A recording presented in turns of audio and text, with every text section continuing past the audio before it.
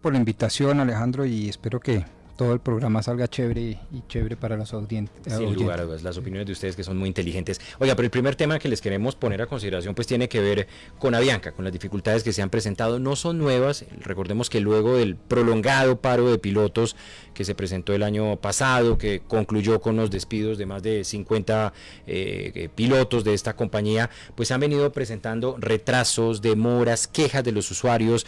Incluso el expresidente mexicano Felipe Calderón fue víctima de una de estas demoras en una conexión que tenía hacia Montevideo en Uruguay, pero en fin, son infinitas las quejas que tienen los usuarios frente a los retrasos con la compañía, pero particularmente en las últimas horas se han registrado dificultades en lo que tiene que ver con estos vuelos.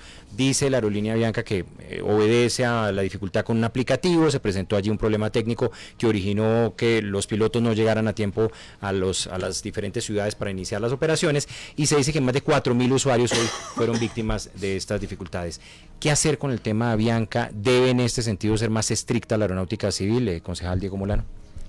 Pues, Alejandro, yo creo que a uno lo que sí es evidente, y uno oye las quejas a diarias con los pasajeros, en las redes sociales, que se ha convertido pues en el termómetro de qué tan bueno está el servicio. Ha habido mucha queja, pero lo que a uno le parece extraño, y es allí digamos donde habría que profundizar, es cuál es la relación de la huelga con los problemas operacionales de Avianca después de la huelga. Realmente sí nota uno que después de la huelga, después del despido de los pilotos, pues ha habido unos problemas operacionales y se han incrementado las quejas. De hecho, ya pues hoy el llamado de atención de Aerocivil implica que la situación tiene que tomar otro tipo de medidas, y allí como la gran discusión es si necesariamente es un problema de un software o realmente afectó la operatividad del programa y de Avianca la salida de los pilotos. Lorena, ¿qué hacer con el tema Avianca?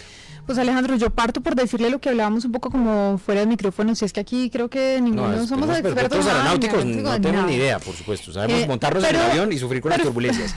Así es, pero finalmente es un problema que viene desde hace 9 meses exactamente, y creería uno que a raíz de todo lo que ha venido sucediendo en estos últimos meses, lo de hoy no tuvo que ver con un aplicativo en particular.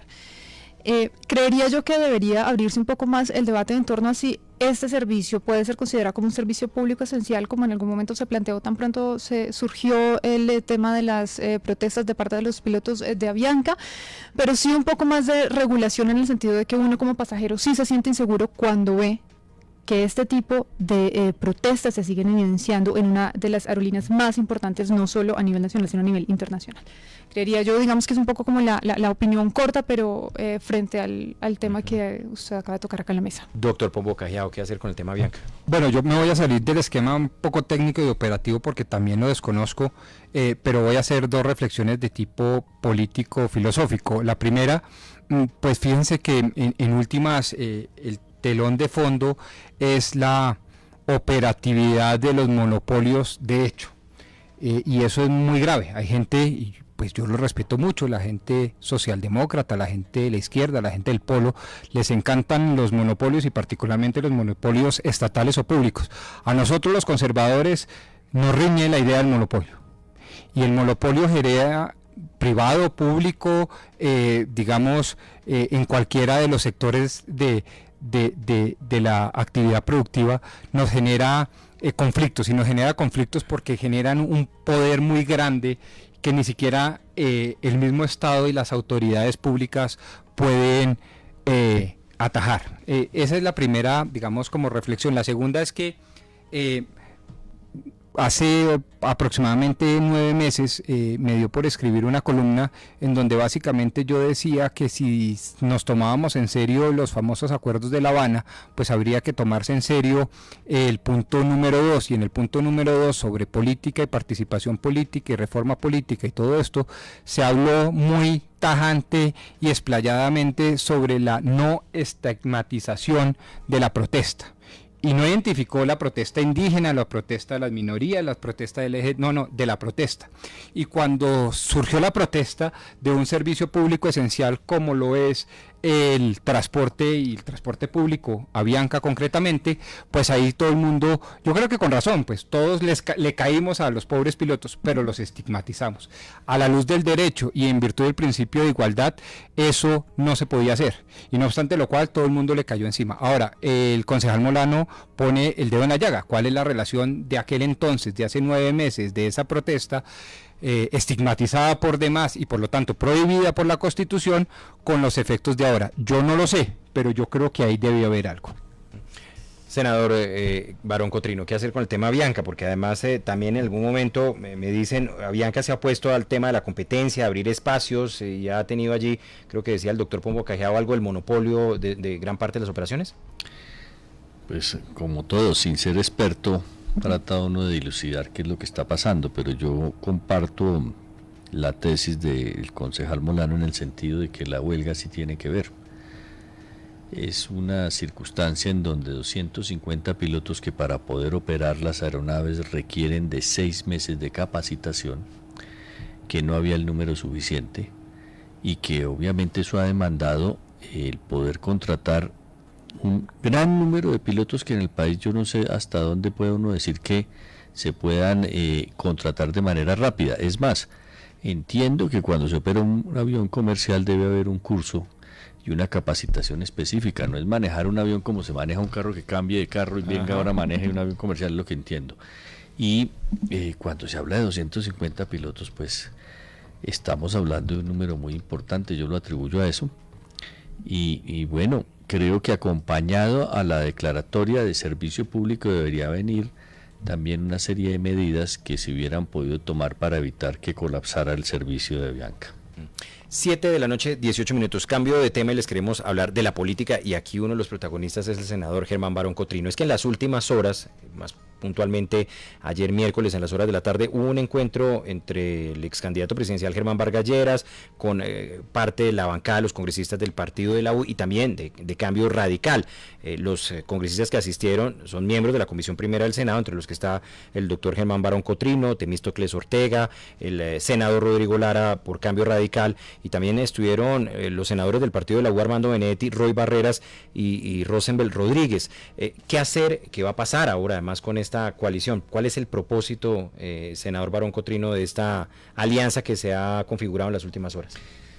Pues mire, a nosotros nos asiste la certeza de que la plataforma ideológica que presentó el entonces candidato Germán Vargas tiene una serie de propuestas que son innovadoras, que son interesantes, muchas de ellas son compartidas por el gobierno y queremos poderlas sacar adelante. Temas como la seguridad, temas como la reforma tributaria, temas que tienen que ver con consultas previas, temas que tienen que ver con salud. Ahí tengo yo un proyecto que es sobre biobancos. Ahora que se institucionalizó la donación de órganos, es necesario complementar esa legislación. Temas como la reforma política. Todos esos temas, de alguna manera, pues yo creo que no se puede perder un trabajo que se hizo y en donde mucha gente se sintonizó independientemente del partido con las propuestas. Lo digo porque si usted revisa, por ejemplo, lo que fue el planteamiento de orden tributario del próximo presidente Iván Duque, encontrará coincidencias con lo que era el planteamiento tributario de Cambio Radical en ese sentido. Entonces, estamos haciendo una agenda legislativa y queremos tener un protagonismo que permita volver a generar una mirada diferente de esos partidos. Pero eso no busca bloquearle al presidente Duque algunos proyectos, porque pues a mí me parece difícil hablar de hacer una generalización sobre bloquear o sobre quedar en condiciones de ser gobiernistas, pues depende de lo que presenten. Por eso le decía que en el tema tributario tenemos coincidencias, en el tema de seguridad tenemos coincidencias, en el tema de dosis mínima tenemos coincidencias, en los temas de reforma política hay coincidencias en ciertas cosas. Entonces, decir que no a rajatabla, decir que sí, sería absurdo hacer esa generalización. Permítame, ya le doy la palabra a Lorena porque está que se habla, pero tenemos que ir con Javier Barragán porque el presidente Juan Manuel Santos está sosteniendo hasta ahora una reunión con Timochenko y otros miembros del partido político de las FARC. Javier Barragán, buenas tardes, buenas noches ya. Muy buenas noches, Alejandro, para usted y para todos los oyentes de Voces RCN. Sí, fuentes de alto nivel de la Casa de Nariño, de Presidencia, nos acaban de confirmar que el presidente Juan Manuel Santos está sosteniendo una reunión con Timochenko, con el líder de la extinta guerrilla de las FARC. Esta sería la primera vez que Timochenko ingresa a Palacio y pues según nos han comentado también fuentes de Palacio y muy cercanas al presidente Juan Manuel Santos, también hacen presencia en esta reunión varios delegados y miembros del partido FARC y pues se estaría tratando dentro de esta reunión, según hemos conocido aquí en RCN Radio, es que se está haciendo un seguimiento a la implementación de todos esos acuerdos a los que llegó el gobierno nacional con la extinta guerrilla de las FARC en La Habana, Cuba. Nosotros de todas maneras estaremos muy atentos al resultado y pues a una declaración del presidente Santos sobre esta histórica reunión que se lleva a cabo en la propia Casa de Nariño. Javier, gracias. 7:21. Lorena Arboleda, continuamos con el tema. Estábamos hablando de esta coalición que se ha conformado frente al gobierno de Iván Duque, de congresistas del partido de la U y de Cambio Radical de la Comisión Primera de Senado. Sí, no, es que me surgen es más como preguntas hacia el senador Barón, que él habla, digamos, de las reformas con las que coincidiría con el gobierno de Iván Duque, pero finalmente estamos hablando de la Comisión Primera, donde van a llegar eventuales reformas constitucionales y particularmente las que tienen que ver con las modificaciones al acuerdo de paz. Y me llama un poco la atención en el sentido de que al final, Cambio Radical, al final de la legislatura pasada, modificó su postura en torno a la Jurisdicción Especial de Paz y ahora en esa coalición de los miembros del partido de la U, que son amigos del acuerdo de paz, le pregunto, senador, ¿cuál va a ser la postura de Cambio Radical cuando lleguen los proyectos para reformar lo que quiere reformar Iván Duque? Recuerde, Lorena, que Cambio Radical siempre acompañó ese proceso, al final cambió la posición, pero yo persistí en algo que me parece que es coherente, y era mantenerme en lo que habíamos hablado y en el desarrollo con los principios del proceso. Esa será mi posición. Hay que esperar cuáles son las modificaciones. Yo hice muchas críticas, incluso críticas que en este programa revisamos cuando, por ejemplo, se habló de las curules de las víctimas. La intervención en el Senado que yo hago llamando la atención sobre el hecho de que una víctima por su condición económica, social, incluso psicológica, no tiene la capacidad de competir con elementos al margen de la ley o con un partido institucional que de manera subrepticia envía a un candidato a tratar de aspirar a esas curules, fue lo que dio al traste finalmente con que se hubieran otorgado de esa manera. Entonces hay aspectos en los que yo comparto posiciones críticas y otros en los cuales he venido defendiendo, pero manteniendo una coherencia, porque yo pues obviamente respeto a mis colegas y cada quien tiene derecho a manifestarse y a cambiar de opinión cuantas veces quiera, pero me parecía que en ese sentido lo que habíamos venido haciendo sí daba un giro bastante fuerte y por eso yo me sostuve en lo que veníamos defendiendo. Esperaremos a ver qué presenta el gobierno, es que depende de qué traiga el gobierno para modificar el proceso de paz.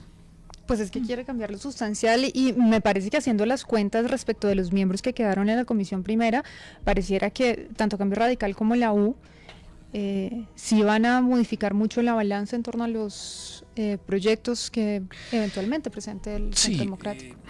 Lo que pasa es que yo creería que el gobierno, que ha dicho que no quiere acabar con el proceso sino mejorarlo, pues hará uso de ese criterio para presentar los proyectos de ley. Eso es lo que yo espero, porque creería que reversar ese proceso ya casi que se vuelve imposible. Hay que hacerlo es viable en las mejores condiciones, creo yo. Sí, la implementación, correcto. 7:25, vamos a hacer una pausa y ya continuamos y le doy la palabra a Lorena con el análisis de esta coalición y también al doctor Rodrigo Pombo y al concejal Diego Molano. 7:25. Ya regresamos en Voces RCN.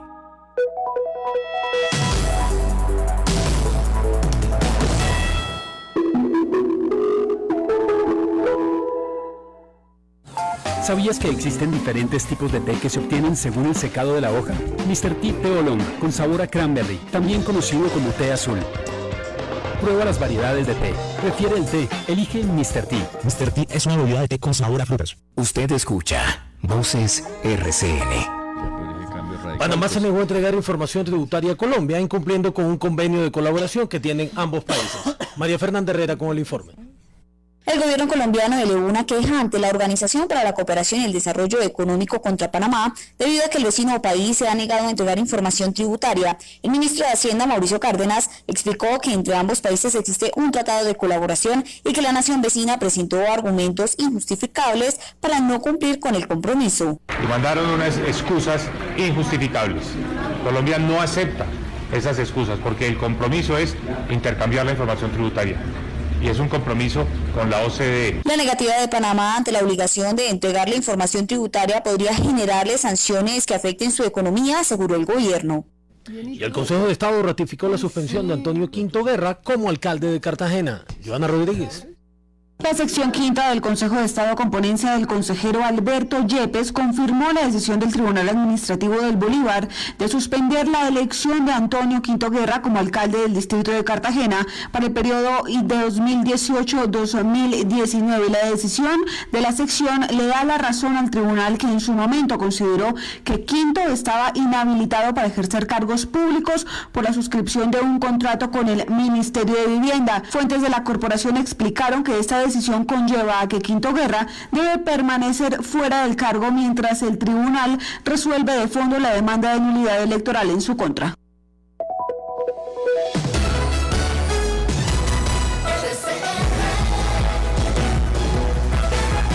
RCN Radio, 70 años.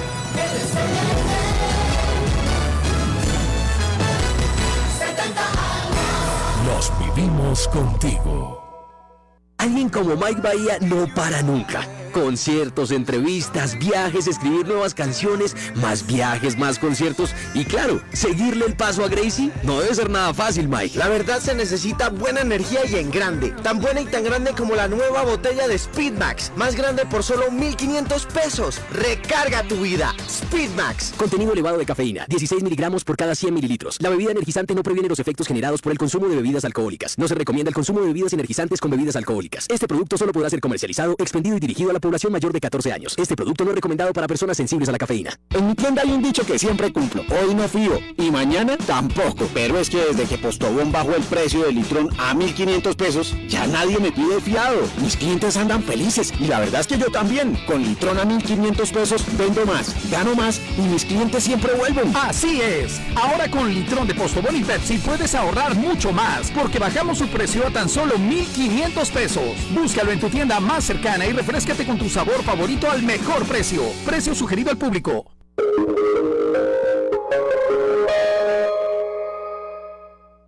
Llegó el nuevo Hit Maracuyá con mucha más fruta, para que disfrutes todo el sabor del maracuyá en una sola botella. Pruébalo en su presentación PET 500 mililitros por solo 1.800 pesos. Nuevo Hit Maracuyá, con mucha más fruta y todo el sabor del maracuyá. Pruébalo ya. Precio sugerido. Hit Maracuyá contiene 50% más fruta comparado con otro producto de la misma categoría. RCN se identifica con la tranquilidad. ¿Usted no sabe quién soy yo? No, usted no sabe quién soy yo. Si se choca, mejor solicite asistencia usando el servicio del botón verde. Tranquilo, nosotros respondemos. Asegúrese. Seguros Bolívar.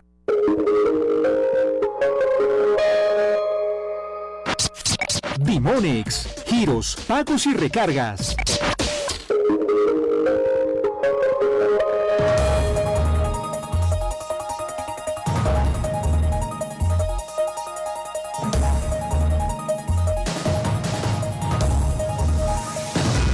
A continuación, algunos indicadores. La sonrisa de Doña Ana subió, la alegría de los Sánchez subió, la emoción de los Torres subió, porque la tarifa de Dimonix bajó. Sabemos que cuando las tarifas bajan, la alegría sube. Por eso ahora en Dimonix puedes enviar hasta 50,000 pesos por solo 4,000 pesos. Dimonix, giros, pagos y recargas. ¡Me lo necesita! Aliado Efecti, vigilado Mintic. Historias que nos hacen vivir. Yo decidí estudiar genética. Me voy dando cuenta que mi enfermedad era una enfermedad genética. Don Mario Hernández, en la vida te ponen oportunidades, tú muchas veces no las ves, hay que verlas.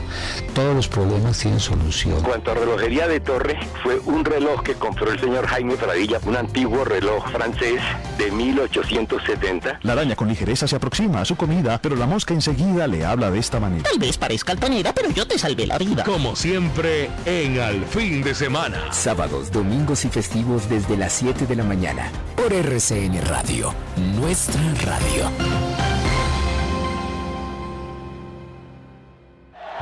La 12, fútbol con mucha cancha, con Oscar Restrepo Pérez, Mike Fajardo, Quique Barona y la dirección de Luis Alfredo Céspedes. Lunes a viernes 9 a 10 de la noche por RCN Radio, nuestra radio. RCN Digital, ahora de lunes a viernes después del noticiero del mediodía. Entérese de lo que es tendencia en el mundo de la ciencia, la música, la tecnología y las redes sociales con Andrés Nieto Molina, Andrea Cardona, La Copelo y Daniel Faura. El Dr. Click. RCN Digital, lunes a viernes de 1:30 a 2 de la tarde y sábados de 1 a 2 de la tarde por RCN Radio, nuestra radio. Síganos en Twitter en @RCN Digital y en Facebook como programa RCN Digital.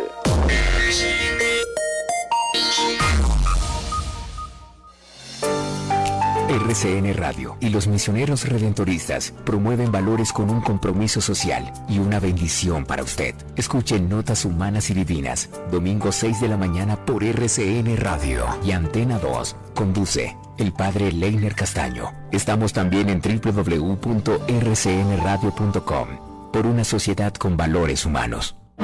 Continuamos en Voces RCN. Seguimos en Voces RCN. Esta noche nos están acompañando Lorena Arboleda, el concejal Diego Molano, el doctor Rodrigo Pombo Cajiao y el senador Germán Barón Cotrino. Lorena tenía la palabra, está haciéndole unas preguntas al senador respecto a la conformación de esta alianza que ha nacido entre el partido de la U y Cambio Radical y la Comisión Primera del Senado.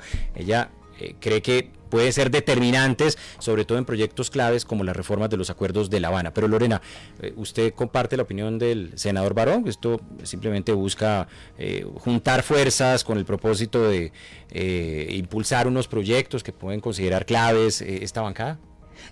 No, evidentemente no. Me parece que el hecho, sobre todo desde que entró en vigencia el estatuto de la oposición, que tienen la obligación de declararse independencia en oposición o del lado del gobierno, me parece que el declararse en independencia envía un mensaje importante para el gobierno de Iván Duque, en el sentido de que además que tienen un tiempo perentorio para cambiar de opinión o no. Así es. Y lo decíamos un poco por fuera de micrófono, si es que esa gobernabilidad de Iván Duque se va a ver reflejada en qué tanto se rehúse a continuar con la forma en la que se ha venido gobernando ese país y en la forma en cómo se ha venido manteniendo la gobernabilidad del Congreso. Lo vimos con el presidente Juan Manuel Santos, y los propios congresistas decían que había una extorsión legislativa a cambio de aprobarle los proyectos al presidente Juan Manuel Santos vía fast track de la implementación del acuerdo de paz. Y en ese sentido me parece que envía un mensaje más importante el declararse en independencia para coger un poco como el sartén por el mango. Y eventualmente definir, bueno, acá finalmente nosotros somos quienes hacemos la diferencia para ver si nos hacemos en coalición con el sector de los miembros que hacen parte del Centro Democrático, de la Comisión Primera del Senado y de la Cámara de Representantes, bueno, en este caso del Senado, o los miembros que hacen parte de la independencia. Ya hay un miembro del partido FARC, de la Alianza Verde, del Polo Democrático, que finalmente creo que Cambio Radical y el partido de la U van a terminar teniendo. ¿Pero usted cree que pronto algo de esa molestia puede ser que también no tuvieron participación en el gabinete de Duque? Pues es que es justamente lo que pues es que justamente lo que le acabo de decir Alejandro. La gobernabilidad de Iván Duque va a ir hasta el momento en el que los partidos comiencen a exigirle esa representación en el Ejecutivo. Concejal Diego Molano, ¿usted cree que esto tiene como propósito bloquear al presidente Duque? Pues aquí lo principal es qué es lo que espera el país del gobierno y del Congreso. Y la verdad, en las últimas elecciones, el mandato que recibió Iván Duque, 10.400.000 votos, es un mandato contundente que es el que da inicialmente su gobernabilidad. Cuando tiene un mandato contundente en una segunda vuelta de más de 10.400.000 votos, significa que las tesis centrales que planteó Iván Duque son las tesis que espera el país sean discutidas, sean aprobadas en el gobierno, y el Congreso, por supuesto, de alguna forma, al alinearse los partidos en la discusión de la segunda vuelta, avaló estas tesis. ¿Qué es lo más importante de la definición de esta característica de independencia? Es la capacidad que tenga el Congreso de abordar las reformas que ha planteado Duque, que son 3. El presidente Duque ha planteado en una primera instancia de estos 100 primeros días 3 grandes sectores de reforma. El primero, por supuesto, es el económico, y creo que la agenda económica va a ser la agenda principal. En esa medida, pues por supuesto viene un planteamiento de reforma tributaria con una apuesta compleja. Es un país que tiene un crecimiento económico limitado, una inversión limitada, un consumo de los hogares también, digamos, estancado, con algo de reactivación en el último trimestre, que requiere un plan de reactivación, una promesa de campaña de menos impuestos, mejores salarios, y eso obliga a una reforma de fondo, que es la gran apuesta del presidente Duque, y eso de congregar a la coalición, a los sectores, porque la reactivación económica del país es el que va a poner la agenda principal. En esa medida uno esperaría que los partidos, y en particular por supuesto Cambio Radical, la U, el Partido Liberal, que acompañaron al presidente Duque, acompañen esa reforma y tengan un debate de fondo, porque el país lo que espera es una reactivación económica. Doctor Rodrigo. En segundo término, viene la agenda, que es donde creo que podría complicarse el tema en la Comisión Primera, si digamos esta declaración de dependencia es solo para la Comisión Primera. Pero no están declarados aún. No, o sea, ellos tienen hasta el 20 de agosto. Sí. Eso es importante. Pero déjeme hacerle una observación con respecto a ese primer tema, que además en ese sentido nosotros lo compartimos. Porque recuerde que la reforma tributaria que se estaba proponiendo es una reforma que en el fondo termina siendo muy parecida. Muy parecida. Es que la base de las dos reformas tributarias es la misma, es darle competitividad a sectores empresariales para generar empleo formal y con todo lo que ello implica. Y lo segundo, volver a permitir consumo en la persona natural. Eso contra una reforma tributaria que nos dejó, y de la cual yo no hice parte, ni la voté, también fui el único de Cambio que no la votó, una reforma tributaria que nos va eliminando ciertos elementos que proveían recursos. Estamos hablando de el impuesto a la riqueza, estamos hablando de algunos impuestos que van a empezar a reducirse, y que obviamente van a dejar al país fiscalmente en una condición muy difícil. Entonces, la voluntad política, ¿en qué se debe centrar?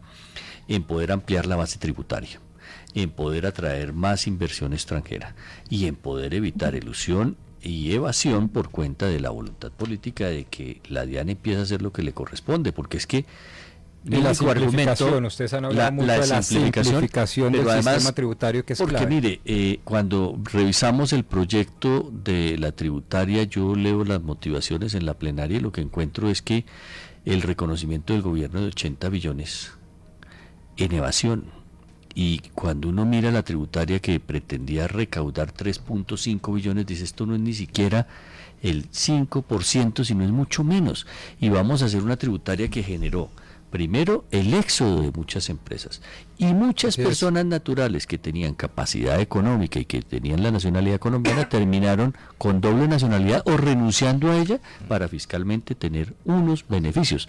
Hay que reversar ese proceso. Ese es un tema, por ejemplo, y creo que es un tema sobre el cual tenemos acuerdo. Hay que permitir que el país se vuelva competitivo. El país paga o le cobra a una empresa el 38% cuando en Perú pagan el 26%.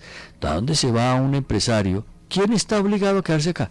Nadie. En un mundo globalizado, los factores productivos van a donde las condiciones les permiten desarrollar mejor su actividad. Entonces, ese tema estamos de acuerdo, por ejemplo. Pero, Alejandro, me refiero al segundo consenso, digamos, que es de la coalición. Y Lorena tal vez lo mencionaba como el primero, y sí es el caso de la Comisión Primera. Lo que es claro es que el mandato que recibió el presidente Duque es una reforma a los acuerdos para mejorar los acuerdos. Y de hecho, él claramente lo dijo durante su campaña, no hay que hacer trizas, pero sí hay que hacer unas reformas estructurales para que la paz sea sostenible. Y esa es la segunda gran discusión que pasa por la Comisión Primera. De hecho, me parece que la señal que dio el Congreso cuando en el proceso de reglamentación de la JEP planteó unas modificaciones, comenzaron a darse los temas. Pero es claro que el presidente Duque de ninguna manera ha dicho que él quiera hacer trizas los acuerdos o desbaratar los acuerdos. Ha planteado 3 reformas estructurales para hacerlas sostenibles, y que será la gran discusión. Es la modificación de la JEP, que ya se dio un paso inicial en eso. Segundo, el proceso de no considerar el narcotráfico como delito conexo al delito político, y lo tercero, que es un tema de fondo, es que los representantes y los actores políticos elegidos no puedan ejercer sus derechos políticos sin haber pagado cárcel, haber reparado a las víctimas. Si ustedes lo recuerdan, el doctor Carlos Fernando Galán y yo presentamos esa proposición La última a la que usted hace referencia. La primera sobre la JEP y las condiciones de quienes iban a integrarse como magistrados a esa jurisdicción fue de autoría mía también. Es decir, por lo menos de dos, la otra no la recuerdo bien, pero lo la que del quiero delito con el narcotráfico. de acuerdo también, porque fue incluso una posición que el mismo fiscal general de la Nación estuvo avalando y sobre la cual nosotros tenemos identidad. Entonces, si esos son los temas, uno dice sí. Si son otros temas que vayan a dar al traste con el tema del proceso, pues dirá uno que no, porque... Y me permite la última reflexión, porque es una cosa que tú mencionaste, que yo creo que Duque lo entendió y el país sí tiene que entenderlo. La última votación, el surgimiento de esa manifestación de votos contra el establecimiento, contra la clase política que representó Petro, sí significa que el gobierno del presidente Duque y los partidos tienen que entender que la política no se puede seguir haciendo con mermelada. Y eso es un tema de fondo. Lo que está surgiendo con la consulta anticorrupción es un tema complejo. Por eso, pues, Duque ha tomado una decisión de formar un gabinete técnico, un gabinete con representación regional, paritario de hombres y mujeres, pero lo más importante que entendió el presidente Duque, nos lo dijo a la bancada del Congreso, se lo dijo a la bancada del Consejo que acompañamos esa reunión claramente, es que la política en los próximos 4 años tiene que entender que tiene que cambiar sus prácticas, porque esta consulta anticorrupción que está creciendo en algunos lugares, el mensaje de la última elección es un mensaje a la clase política, a los políticos, a la forma de gobernar, que no puede seguir en la misma dirección, y eso lo ha entendido muy bien el presidente. Y yo le complemento, perdón, senador, para intervenir sobre este tema. Digamos que la intervención del concejal Molano me parece ajustada a la realidad y absolutamente cierta, pero yo lo complemento un poco más con el panorama político de los programas que se presentaron en la pasada contienda electoral. Cuando usted, digamos, cruza programas y doctrinas entre Cambio Radical, Centro Democrático e incluso, me atrevo a decir algo, el Partido Conservador, no son en absoluto disímiles. Hay muchos más puntos de coincidencia que de disidencia. Hay muchos más puntos en los cuales poder trabajar compartidamente que separadamente. Con lo cual, yo tengo que empezar diciendo que hay que diferenciar grandemente esa coalición y los que lo componen. Una cosa es la U, en donde, por ejemplo, uno de sus principales representantes, el senador Armando Benedetti, en estos micrófonos, en ese micrófono, manifestó que era un conglomerado de políticos totalmente desconexos y sin ideología política alguna. Eso lo dijo en estos micrófonos, hace menos de un mes. Mientras que Cambio Radical yo lo veo muy distinto. Cambio Radical es una bancada seria, con unas representantes de reconocimiento nacional, pero además de eso con una doctrina política más o menos clara, y más allá de haber pecado metiéndosele al rancho al presidente Juan Manuel Santos, que me parece que fue un pecado histórico, y lo digo con usted sabe mi posición, eso fue un error terrible de ustedes y se los cobraron en las últimas elecciones. Lo cierto es que ideológicamente el republicanismo, el Estado de Derecho, la defensa de la propiedad privada, a la iniciativa privada, está en las venas, así lo leo yo como lector de sus programas en Cambio Radical. Con lo cual, repito, es muy fácil predecir que el destino natural en los puntos esenciales, como lo decía de nuevo el doctor Diego Molano, se puedan dar. Asuntos económicos y asuntos políticos, incluso en aquellos más sensibles como el acuerdo de paz, usted lo ha dicho, el tema de la conexidad del delito político, que fue uno de los grandes debates en el referendo del 2 de octubre del 2016, el tema de nada más ni nada menos que cómo se va a manejar el tratamiento de la droga y de las sustancias ilícitas provenientes del punto número 4. Yo creo que ustedes ahí tienen incluso más mano dura que los conservadores y que los del Centro Democrático. Y una cantidad de cosas que harto le convienen al país. Para finalizar, si alguien aprendió de el mensaje anticorrupción, antiestablecimiento y antigavillas políticas, fue Cambio Radical. Fue el gran damnificado de esa imagen. Yo no voy a entrar aquí, o si quieres juzgamos, pero no quiero hacerlo, por lo menos en este momento, de si lo hicieron o no, pero en imagen colectivo, Cambio Radical era cizañero, le gustaba la mermeladita, eso, y se lo cobraron. Pero a mí, vuelvo y repito, y no soy de Cambio Radical, me parece que lo natural, lo obvio, es tener como aliado estratégico a Cambio Radical, cosa muy distinta es la U. Es que con esos señores sí la cosa es muy diferente, porque se la jugaron de lleno por las políticas de Santos, vivieron y eran los reyes en el gobierno Santos con la mermelada y las prebendas y las dádivas y los contratos, fueron muy maltratados por el elector en las últimas elecciones, no tienen ideología política y no tienen un programa claro, y mucho menos unos líderes de talla como las de Cambio Radical u otros partidos. Entonces yo creo con esto que así se complementa el escenario argumentativo para decir que más allá de cualquier mensaje que se pudo malinterpretar de la coalición Partido de la U Cambio Radical, yo lo que leo es que a largo plazo Cambio Radical está mucho más en el lado del gobierno que en el lado de la oposición. Yo no veo a Cambio Radical, a Germán Barón, a Rodrigo Lara, pues con las FARC, ni con los indecentes, ni con nada de eso, yo no lo veo. Pues no, pero sí genera, perdón, doctor Pombo, con respecto a lo que usted dice, usted habla, en las elecciones vimos que hubo como un conjunto de programas de gobierno que coincidían en ciertos temas que evidentemente son trascendentales y tal vez los más necesarios para el país,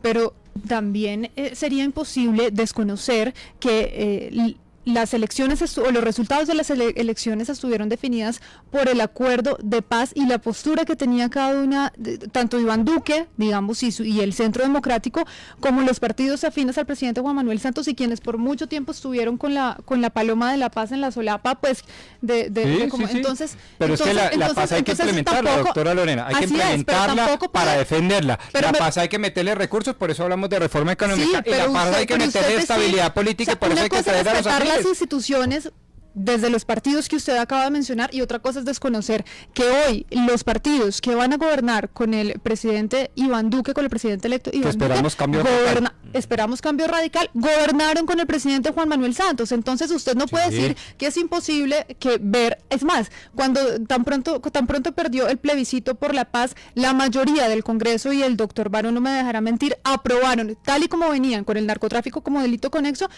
y con la participación política de los exguerrilleros en el Congreso de la República, tal y como venía en el acuerdo del Teatro Correcto, Colón. Pero Entonces, con 10.400.000 votos aprendieron la elección, por ahí no hay la cosa. Pero es imposible que uno no se cuestione la incoherencia que han tenido los partidos. Y cóbraselo, me parece muy bien. Precisamente, no es decir que Cambio Radical pero eso no ha significa sido que no puedan echar reverso. Bienvenidos a la coalición, doctor Germán, bienvenidos al futuro. Y para tener un buen futuro hay que arreglar el pasado, no hay que borrar el pasado, pero sí hay que arreglarlo. Y hay que arreglarlo precisamente para conservar las cosas buenas que dejó este presidente y borrar las cosas malas, que son muchas. Entonces, en ese sentido hay que darle estabilidad a futuro, estabilidad política me refiero, y yo creo que el Cambio Radical tiene que jugar un papel protagónico. Es que gente buena, uno, segundo, gente poderosa, tercero, gente con reconocimiento, cuarto, gente con programa, quinto, gente con ideología. Esa es la gente que la necesitamos de este lado. Nosotros necesitamos a los indecentes haciendo oposición, nosotros necesitamos a los de las FARC haciendo oposición, porque es que esos sí representan exactamente los antivalores nuestros, la antidemocracia, el antirrepublicanismo, el antiestado de derecho, la violencia como un mecanismo para reivindicar intereses sociales y prácticas sociales. Nosotros representamos otra cosa, y Cambio Radical, yo lo veo, si me equivoco, dígalo, yo lo veo de este lado, del lado del Estado de Derecho, del lado del republicanismo, del lado del bienestar, del lado del desarrollo económico, del lado de no satanizar a la empresa privada que tanto daño le ha hecho a Colombia, entre otras muchas cosas. Lo fundamental tal vez, además de todo, es que el reto que tiene el presidente Duque, digamos, yo creo que la gobernabilidad, nuevamente ratifico, la gobernabilidad está en los 10.400.000 votos, y el mandato que tiene que entender el Congreso de esa votación, inclusive pues de los resultados electorales como se vieron en las elecciones al Congreso, es un mandato de pues, acompañar unos temas que el país está esperando en el cambio económico, el cambio de la paz, en la reactivación, y en esa medida pues estoy seguro que esa es la agenda que quiere el presidente Duque. Y lo claro está, yo comparto mucho la preocupación que él ha manifestado también en ese mismo ejercicio de la política, cambiar la forma de hacer política. Ese mensaje de la mermelada, ese mensaje es necesario aclarar que solo se da si logramos una reforma que ya está planteada, y que yo creo que en esa coincidimos varios, para llegar a lo de la lista cerrada que impida que sigamos trabajando los temas como se venían trabajando. Y eso lo que permitiría es llegar a un debate conceptual de los partidos y a tener disciplina en los partidos, para que la gente pueda apreciar cuál es la posición política de un partido frente a uno u a otro tema. Nadie duda de cuáles son las posiciones del Centro Democrático porque hay una persona que ejerce un liderazgo. Lo propio pasa en el Partido Cambio Radical. Entonces, si nosotros estamos hablando de las premisas sobre las cuales debería el presidente cambiar la estructura de lo que está pasando en el país desde el punto de vista económico, es la tributaria. Desde el punto de vista político, sería la reforma política, que esa es una reforma absolutamente urgente y que cambiaría de manera significativa la forma en que se hace la política, porque ya esos vicios están reiterados y el momento de hacerlo es ahora, porque para quienes no han visto varios gobiernos, y no lo digo en sentido peyorativo, sino porque uno ha tenido la oportunidad de verlos, primer año siempre es del gobierno. El gobierno tiene un prestigio que le permite sacar las reformas más importantes. El segundo año alcanza todavía a lograr estructurar un programa de gobierno. El tercero ya empieza a desdibujarse. Y en este caso, en donde ya no hay reelección, la responsabilidad es mucho mayor, porque es que el tiempo es mucho más corto. Y obviamente las medidas que puede tomar en ese tiempo tan corto apremian. Entonces, quiere cambiar una estructura política y económica, hay que empezar por ahí. Yo en eso comparto y identifico esos dos proyectos, por ejemplo.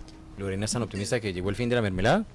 No, pues es que justamente nace una nueva era de la política. Me nace una pregunta para hacérsela al senador Barón, que lleva tanto tiempo en el Congreso y pues su experiencia como legislador. ¿Hasta cuándo le puede durar la gobernabilidad a Iván Duque? Depende de la forma en que se manejen las cosas. Depende de la representación que tengan los partidos en su gobierno. Sí, no, porque hay muchos temas en los cuales, por ejemplo, eso le da un valor agregado y un prestigio a un gobierno que se meta en esos dos temas y que y sobre todo, lo digo con el mayor respeto, hay una serie de planteamientos populistas que no pueden seguir prosperando en el país porque son inviables desde el punto de vista práctico, político, económico y social. Entonces, lo resumo de una manera mucho más sencilla. Si esto no sale bien, lo que se nos viene es un cambio extremo en la política del país.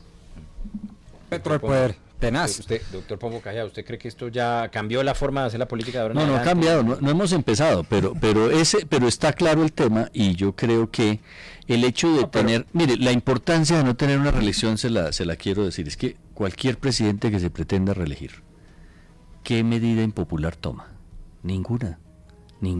Preserva su haber político para poder volver a postularse y tener la posibilidad de ganar. Un presidente de 4 años sí toma... Pero senador Barón Cotrino, pero también lo cierto es que hay proyectos claves que tiene que impulsar el gobierno en cualquiera de las comisiones, sin lugar a dudas. ¿Y cómo lo hace? Usted habla de una relación más ideológica que debería ser el ideal, pero ¿usted cree que todos sus colegas congresistas están pensando lo mismo? Pues ahí es donde se juega un prestigio que presiona por opinión pública al Congreso a que saque adelante esos temas. Y depende de cómo lo presenten y cómo lo sustenten, van a ser viables. Porque si usted dice, por ejemplo, venga, les vamos a presentar una reforma política, ¿qué puede pensar el ciudadano del común? Otra vez los señores van a mirar cómo se van a elegir, van a hacerlo por quinta vez, ¿no?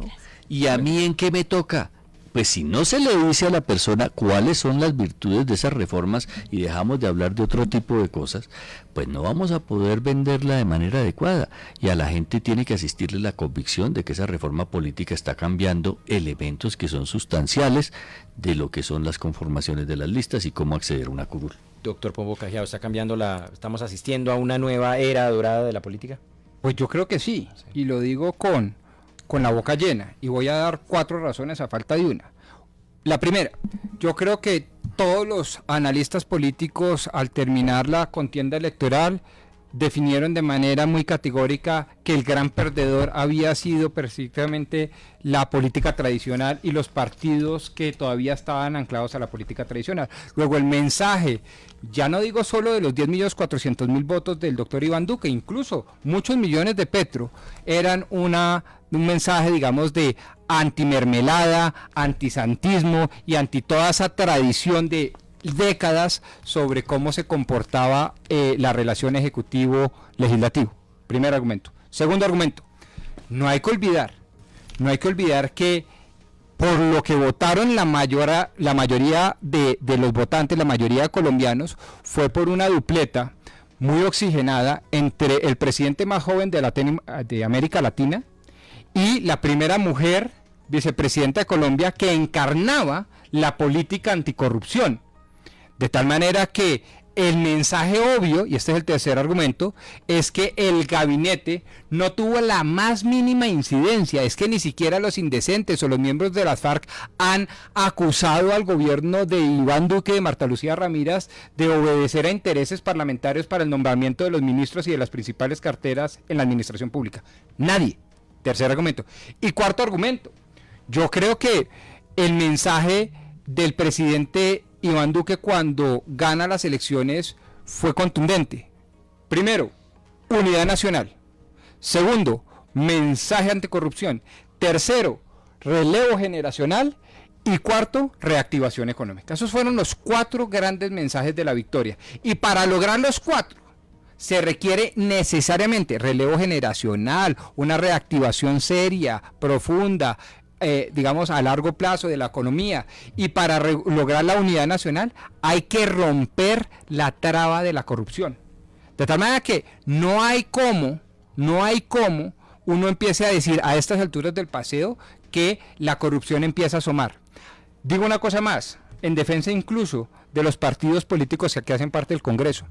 Cuando se estaba estableciendo el debate de la conformación de las mesas directivas, tanto de plenaria de la Cámara como de plenaria de Senado y sus respectivas comisiones constitucionales, se habló que ahí sí iban a medir las, digamos, la nueva manzanilla y la nueva mermelada. En absoluto. Allí lo que se estaban componiendo era, de acuerdo a las votaciones electorales, a las votaciones, los flujos de poder. Y eso es perfectamente lícito, eso pasa en esta y en cualquier democracia, y eso está bien. Yo lo que creo es que el mensaje importante, y como se debe ver la lectura y los códigos de anticorrupción y éticos de este gobierno, es que el primer gabinete no obedeció en lo más mínimo a ninguna presión política. Nadie está hablando de parte de los congresistas de ninguna victoria política. Y como dicen los políticos, el problema no es que no me den, el problema es que le den a uno sí y a otro no. Y eso es lo que está haciendo Iván y Marta Lucía. Están diciendo, pues no le damos a nadie. Y fíjese usted que eso da resultado. El problema es cuando un gobierno le da a unos en desmedro de otros. Y eso es lo que, a mi modo de ver, y si ustedes tienen noticias, por favor expóngalas, no ha pasado. 7:58, ya continuamos adelante en Voces RCN. Ya regresamos en Voces RCN.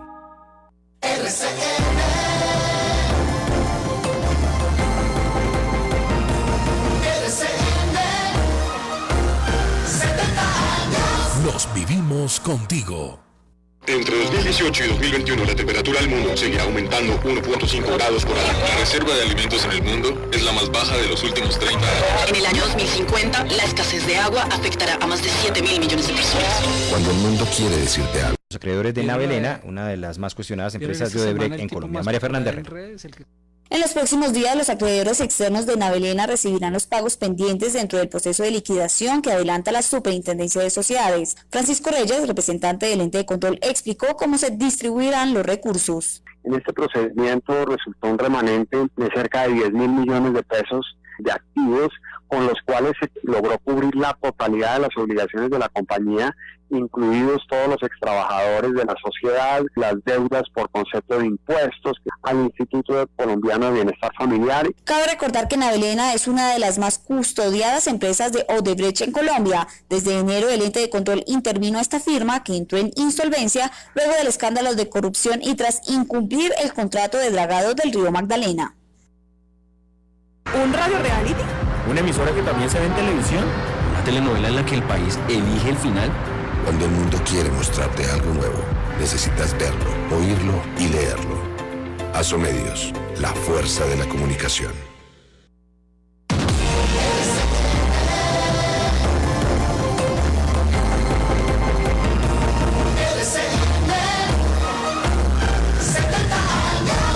Los vivimos contigo.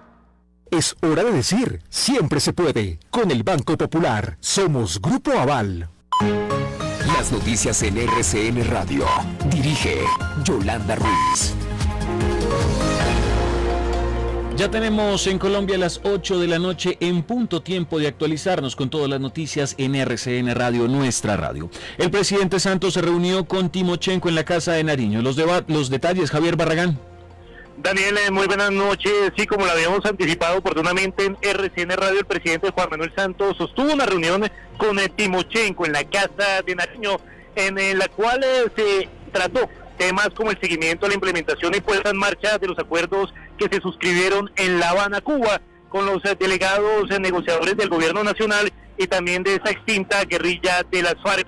Según fuentes de alto nivel de presidencia, al encuentro también asistieron integrantes del partido FARC, quienes están despidiendo y despidieron al mandatario Santos a pocos días de entregar las llaves de la Casa de Nariño al mandatario electo Iván Duque. Lo que ha trascendido y hemos conocido aquí en RCN Radio que la reunión giró en torno sobre todo a la preocupación que tienen los integrantes del partido FARC sobre la ola de violencia en contra de los líderes sociales y defensores de derechos humanos. Pidieron a Santos mayor seguridad para los integrantes del partido FARC. Muchas gracias, Javier. En otras noticias, más de 3.000 niños están aún sin ser adoptados por su difícil situación en el país. Juan Manuel Vargas. La directora encargada del Instituto Colombiano de Bienestar Familiar, Solindira Quiseno, manifestó que 3.725 menores en condiciones de difícil adoptabilidad aún se encuentran a la espera de una familia y bajo la protección de ese instituto. Un total de 338 familias colombianas y 274 familias extranjeras adoptaron niños en Colombia en el último semestre del 2018. Avanzamos con más información porque colectivos de mujeres entregaron a la JEP un reporte de los casos de violencia sexual que sufrieron durante el conflicto armado. Francisco Cifuentes. Más de 100 mujeres que habitan diferentes regiones del país donde delinquía la FARC entregaron a los magistrados de la Justicia Especial para la Paz sus casos documentados de violencia sexual por parte de exintegrantes de ese grupo. Yolanda Perea, vocera de las afectadas por este delito, al entregar los documentos con los que esperan que se empiece a investigar esos casos, dijo que dichas experiencias negativas fueron recogidas durante más de 2 años a lo largo y ancho del territorio nacional. Esta iniciativa la lideran las organizaciones Red de Mujeres Víctimas y Profesionales, la Mesa Nacional de Víctimas y la campaña No es hora de callar. El Banco Mundial aprobó los primeros fondos para la construcción del metro de Bogotá, en que se usarán. José David Rodríguez. Daniel, muy buenas noches. Según el Banco Mundial, este desembolso, este préstamo será de $70 millones. Repetimos, $70 millones que estarán destinados a la adecuación del patio taller que quedará ubicado en el barrio El Corzo, localidad de Bogotá. Además, la empresa Metro también informó que este dinero irá a las obras de cimentación del viaducto y de los contratos de interventoría. Es un comunicado que acaba de expedir el Banco Mundial hace pocos minutos. Y cerramos esta ronda de noticias contándoles que Avianca entregó un balance de los viajeros afectados por el retraso de sus vuelos. Catherine Leal. Daniel, lo que dice el informe que entregó la aerolínea Avianca es a corte de las 6 de la tarde. Informan que hasta el 73% de los vuelos que se tenían programados para el día de hoy se han podido cumplir. Aseguran que han logrado transportar a 47.612 pasajeros hasta el momento. De los 489 vuelos programados, 322, que corresponden al 73%, han sido ya operados. Pasajeros afectados hasta el momento permanecen 2.366, de los cuales estarán entonces siendo reacomodados en operativos entre hoy y mañana. ¿Qué pasa en el mundo digital? En el mundo digital es noticia la actriz Jennifer Aniston, quien manifestó en una entrevista que fantasea con un regreso de la popular serie Friends, uno de los programas con mayor acogida y recordación en la historia de la televisión y que ella protagonizó. Sin embargo, Aniston aclara que de haber un regreso sería muy diferente por el consumo de la sociedad en la tecnología, lo que probablemente haría desaparecer cosas icónicas de la serie. Esta y más información en rcnradio.com y en Twitter, @rcnradio. Antes, ahorrar sonaba así. Ahora suena así. Vuelve el ahorro ganador del Banco Popular. Abra o renueve su CDT desde 20 millones de pesos por un mínimo de 180 días y reciba fabulosos premios como hornos microondas, tablets, smartphones o bicicletas, sin rifas ni sorteos. Banco Popular. ¡Siempre se puede! Somos Grupo Aval. Aplican restricciones. Vigente del 23 de febrero al 31 de agosto de 2018. Vigilado Superintendencia Financiera de Colombia. Continuamos en Voces RCN. 8 de la noche, seguimos en Voces RCN. Hoy nos está acompañando Lorena Arboleda, quien es periodista del área política del diario El Espectador, el concejal Diego Molano, el doctor Rodrigo Pombo Cajiao, quien es columnista, es abogado y siempre panelista de Voces RCN, y está también el senador Germán Barón Cotrino. En esta parte del programa queremos preguntarles por los diálogos de paz con el ELN. Como ya todos se conocen, finalmente no se logró un acuerdo de cese al fuego bilateral. Las partes, el gobierno y la guerrilla, consideran que no hay una forma de verificar el correcto cese al fuego como lo estaba deseando el gobierno, y tratar de dejar esto atado para el próximo gobierno. Pero lo cierto es que Iván Duque ha designado al ex viceministro de Justicia Miguel Ceballos para que haga este proceso de empalme en los diálogos de paz. Lorena, ¿esto significa que se mantiene vivo, se mantendría vivo ese proceso de paz con los helenos? Pues a mí me parece que con las declaraciones que dio el presidente Juan Manuel Santos en las últimas horas deja un poco como amarrada esta responsabilidad tan grande, evidentemente en manos de Iván Duque, porque él dice que de alguna manera el cese bilateral ya estaba listo, pero que no se logró porque la ONU también quería conocer cuál era la postura de Iván Duque y si los protocolos que se habían logrado para firmar ese cese bilateral coincidían con la política de paz que va a manejar el gobierno de Iván Duque.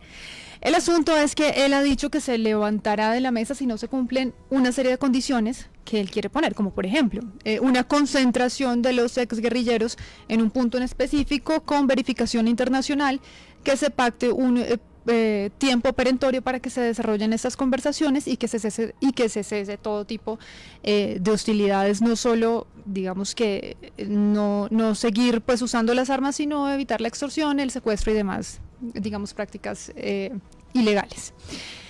¿Qué ocurre? Que el antecedente que tenemos con el proceso de paz con las FARC es que la máxima del presidente Juan Manuel Santos era: tenemos que seguir dialogando como si no, digamos, manteniendo más bien el conflicto y seguir atacando a las FARC al margen de lo que está ocurriendo en La Habana.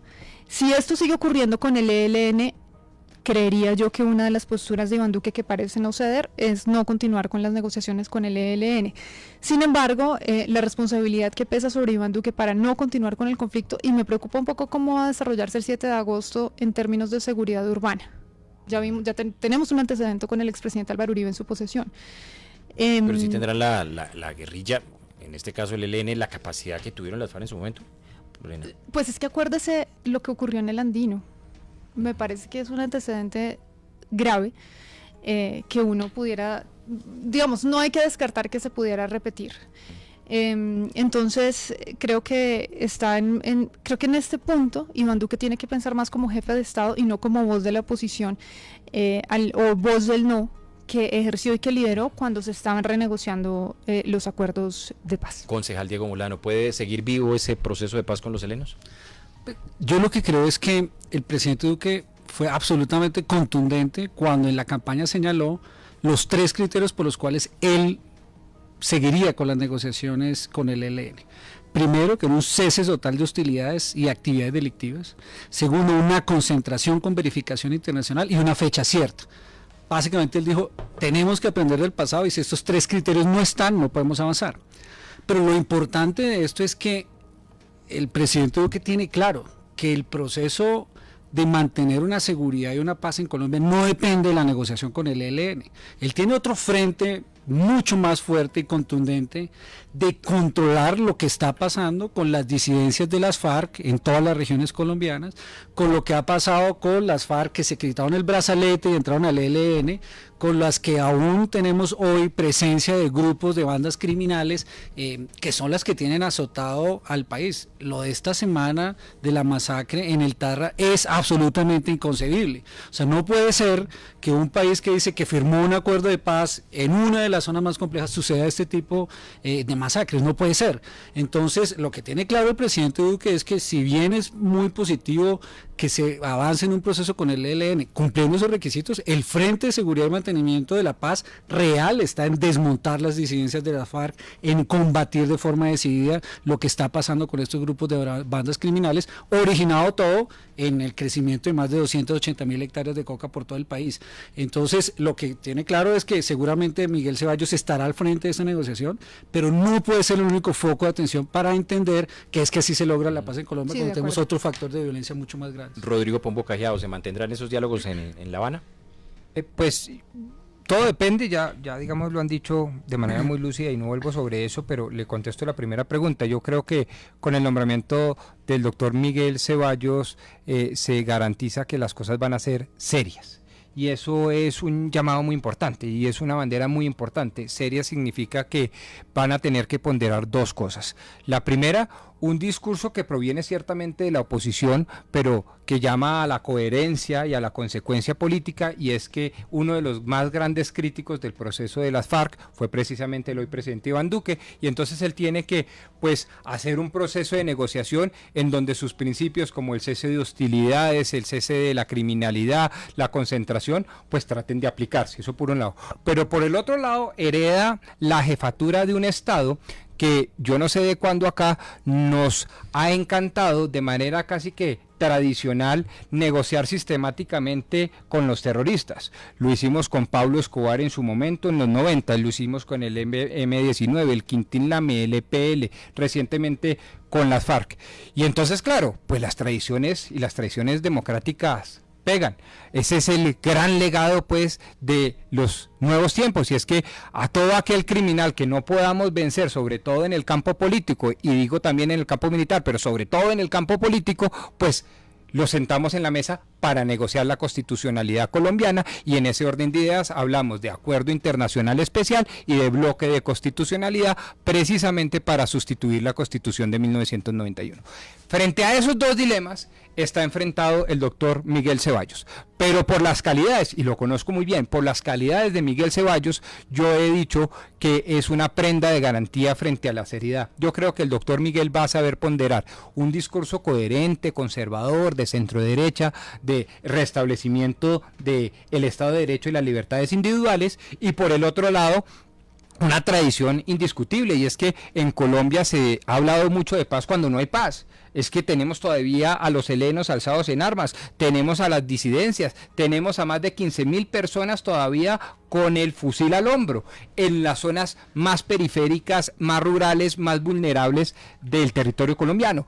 De manera que, en últimas, lo que yo entiendo es que el reto acá ya no es solo poder negociar con los helenos, sino lograr la paz verdadera. Y para lograr la paz verdadera, la paz de fondo, la paz profunda, el doctor Molano vuelve y acierta. El tema económico y el tema del progreso y el desarrollo es lo que realmente cuenta, y no cifrar las esperanzas en estos terroristas del ELN que un día dicen sí y otro día dicen no negocio. Senador Barón Cotrino, ¿se podrán mantener esas conversaciones? Lorena, unas condiciones que yo comparto, siempre lo hemos dicho. Creo que cuando el Estado se vuelve laxo frente a grupos que están al margen de la ley, pierde legitimidad, se coge en confianza. ¿Cuántos actos han ejecutado por fuera de la legalidad y persisten en mantener sus negociaciones con el gobierno, y el gobierno les ha aceptado esa presencia? Creo que la voluntad de un gobierno no se puede ir por lograr la paz hasta los extremos. Y por eso yo comparto esas condiciones de las que hablaba Lorena. Sí, es que incluso cuando sucedió, nosotros solicitamos y le dijimos que no nos parecía lógico que se siguiera llevando a cabo negociaciones con personas que siguen causando unos daños ambientales monumentales, con personas que asesinan, con personas que secuestran.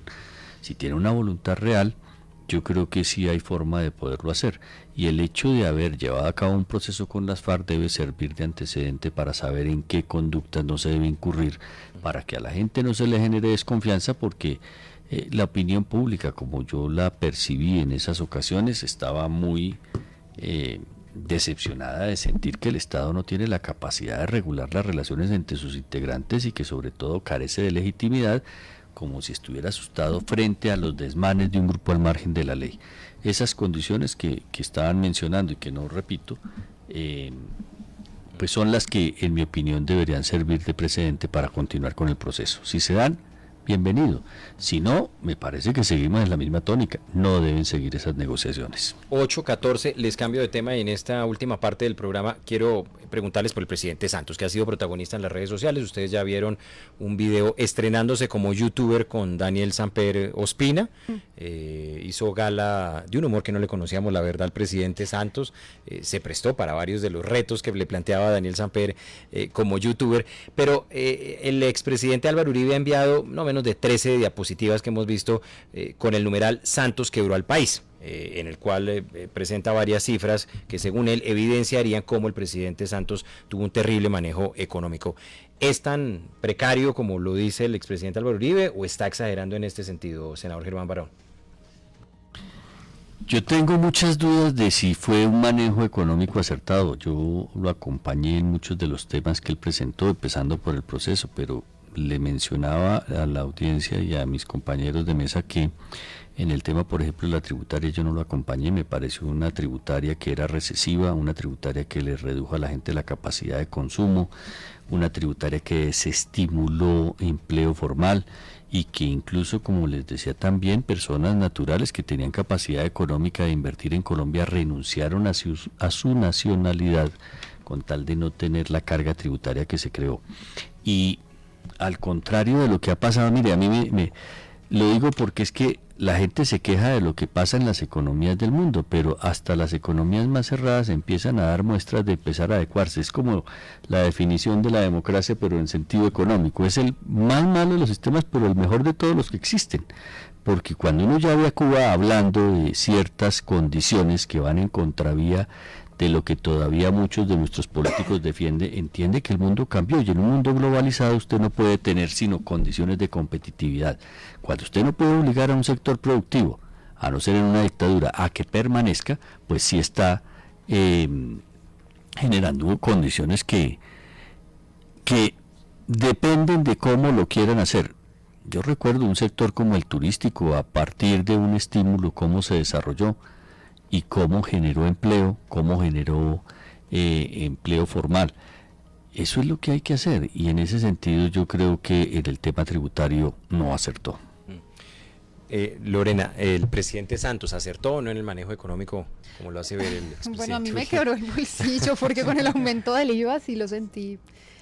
Pero mire, yo no soy experta en temas económicos, así hizo hasta broma, ¿no? Con el video con Daniel Samper, el presidente Santos, ¿no? Por el tema con el tema de que sobre sí. Mármol le firmo que no voy a subir el IVA y lo terminó subiendo y directamente sí le puedo decir que he sentido fuertemente, digamos, las consecuencias de esa reforma de aumentar el IVA. Desde ese punto de vista creería y adhiero a los comentarios que hace el doctor Barón frente a las consecuencias tan graves como que muchos tuvieron que renunciar a su nacionalidad para no tener que seguir, digamos, tributando en Colombia. Desde ese punto de vista, el presidente dice, bueno, no, aquí la informalidad se redujo, pero me parece que es un poco como al contrario. Creo que esas serían como las principales consecuencias respecto de lo muy limitado que se frente al tema económico. Concejal Diego Molano, ¿fue tan desastrosa la gestión económica del presidente Santos? Yo creo que sí, además todos los indicadores son contundentes. La verdad es que el presidente Santos y el ministro Cárdenas tuvieron un manejo económico mediocre. El crecimiento económico de los últimos 8 años no es una cosa destacada. No puede decir que el país creció a las tasas que venía creciendo. Tenemos un crecimiento que en el último año puede estar llegando al 2.6%. Eso significa, pues es que eso es el motor del desarrollo de un país, de la prosperidad de un país. ¿Eso a qué se debe? Primero, un Estado derrochón con un déficit fiscal que se profundizó, con una deuda externa que pasó del 22 al 36%. Entonces a uno le pueden decir todos los indicadores, pero la verdad es que la realidad del manejo económico fue mediocre, que no se reflejó en crecimiento económico, en inversión. Y de hecho, a mí que vengo de los temas sociales, uno de los grandes logros que menciona el presidente Santos es el número de personas que salieron de la pobreza. Fue cierto, por una dinámica económica que tenía el país después desde el 2010 hasta el 2014. Pero revisen las cifras de pobreza de los últimos 3 años. Se estancó la caída del crecimiento económico, primero porque se deterioró la capacidad económica del país, se incrementó el déficit fiscal, se bajó el nivel de inversión social Y por supuesto se deterioran los programas sociales. O sea, estos 3 últimos años, uno puede decir si hace 4 años o 8 años saqué un grupo muy importante de familias de la pobreza, sí, venía de una dinámica económica y de una política social, pero los últimos 3 años fueron desastrosos y eso es lo peor que uno puede calificar como gobierno, que se paró la posibilidad de crecimiento económico y se deterioraron las condiciones de pobreza o se mantuvieron por lo menos igual. Pero ¿no será que también tuvo que enfrentar unos malos tiempos con la caída del precio, por ejemplo, del petróleo, del cual pues nos puso también en dificultades? Pero yo creo que el problema precisamente fue no aprender de lo del pasado, había que guardar reservas del pasado para poder invertir en esta época de vacas flacas, pero con esa forma de derroche, con esa forma de mermelada, con todo lo que pasó en ese proceso, pues es que usted mire lo que está sucediendo, o sea, realmente pues me imagino que ahora que entren a revisar el nivel de inversión y el recorte presupuestal que hubo en el último año se debe a que realmente el ajuste, la reforma no sirvió y el ajuste sobre programas sociales lo vamos a sentir en este último trimestre del año. Doctor Pombo. El presidente Álvaro Uribe es muy dado a decir muchas cosas y casi nunca se queda corto. Aquí se quedó corto. El presidente Juan Manuel Santos entregó un país con la olla raspada y voy a dar algunos datos. Casi que sin olla. Casi que sin olla porque creo que la entregó como prenda de la mermelada, pero bueno, digamos más allá de esa metáfora viene el endeudamiento público más grande de la historia. Duplica con creces el endeudamiento histórico. Segundo, un déficit fiscal que supera el 3.5% sobre el Producto Interno Bruto. Tercero, el desempleo que supuestamente era una de las grandes victorias que veníamos trabajando desde el año 99 al 2010-2012, volvió a superar, The Economist habla del 9.5%, el DANE habla del 9.1%, ¿sí? Y fíjense unas cosas, por ejemplo, como el manejo que se le dieron a las vigencias futuras. A las vigencias futuras, o sea, endeudamos internamente al país hasta el año 2030 para generar supuestamente una política económica anticíclica centrada en la infraestructura, particularmente encabezada de la ANI, y los cierres financieros de los grandes proyectos no se está dando. Se nos cayó el río de la Magdalena, 2.3 billones. Se está cayendo la infraestructura vial la malla vial del Cauca y del sur, la malla vial del Meta, etcétera, etcétera. Es decir, endeudamos al país externa e internamente sin mayores resultados. Y todo eso además está muy bien explicado y yo los invito a leer un libro que me parece absolutamente fenomenal de un ministro santista, quizá el mejor de todos, Alejandro Gaviria, que además de ser ministro de la cartera de salud es un gran economista y como decano de economía hizo una serie de ensayos, publica un libro que se llama Alguien debe llevar la contraria y hay un ensayo que se lo recomiendo que dice La década ganada y explica cómo, estoy diciendo una cosa que usted dijo, doctor Molano, pero se lo estoy diciendo digamos con autor en mano, que desde 2004 y gracias a las políticas de base que hicieron precisamente Juan Manuel Santos en su condición de ministro de Hacienda, Juan Camilo Restrepo en su condición de ministro de Hacienda, en el gobierno de Pastrana, con base en esas reformas, desde el 2004 Colombia tuvo un crecimiento fabuloso hasta el 2014, punto en el cual pudo haber dicho por primera vez en la historia que la clase media es la clase más grande, más popular de todas las clases en Colombia. ¿Eso qué significa?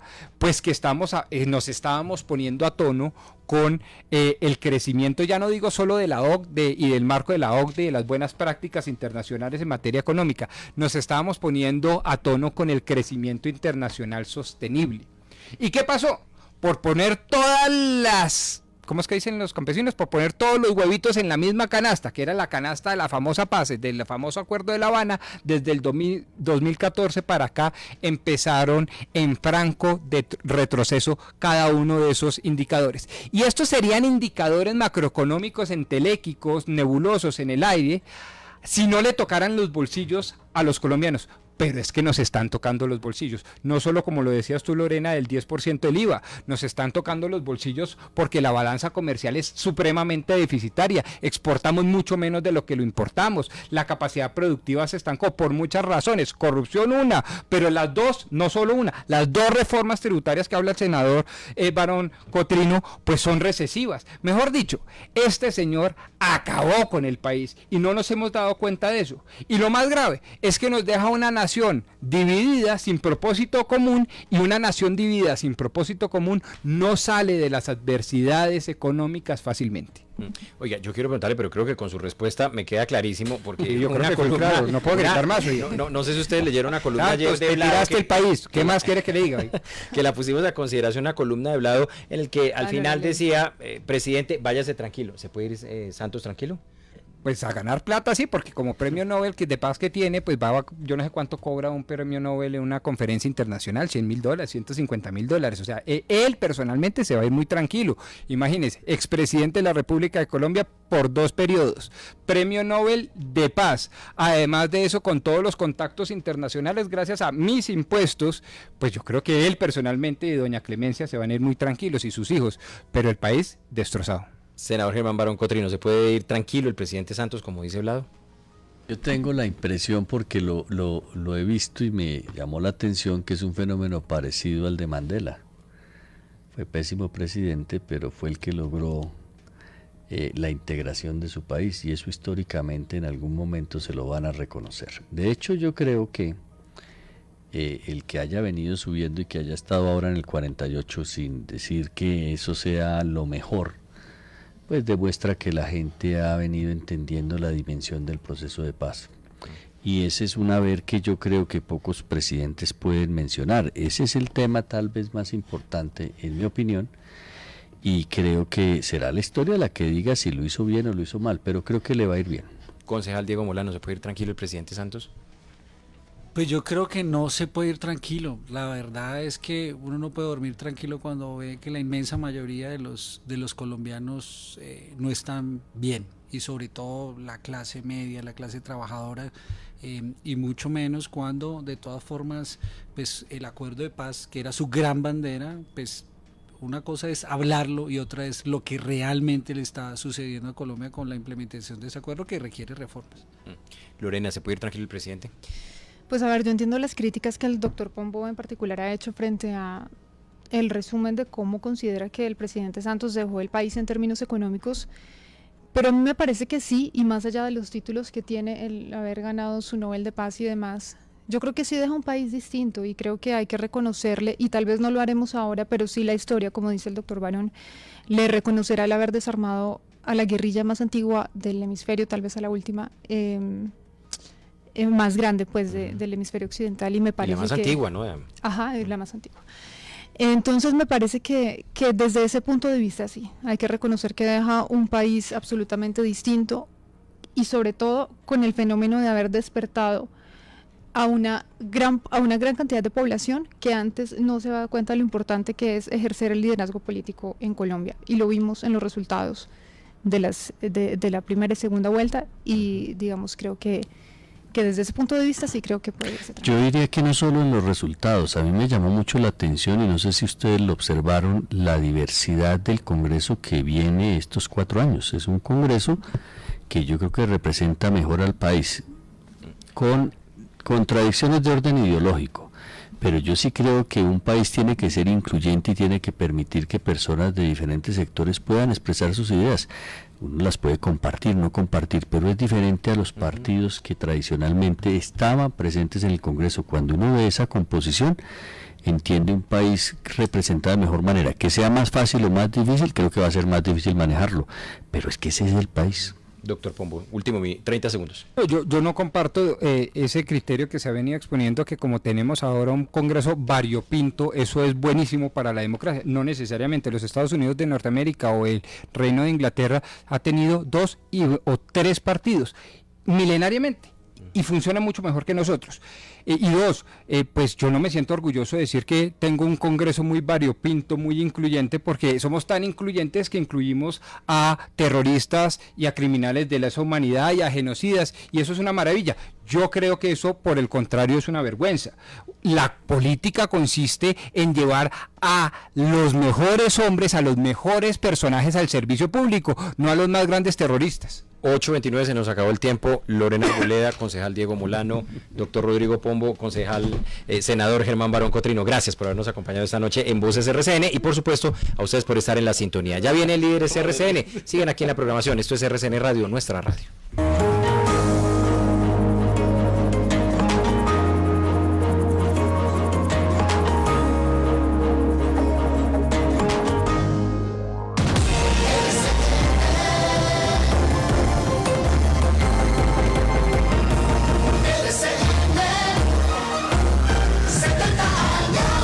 los vivimos contigo. Por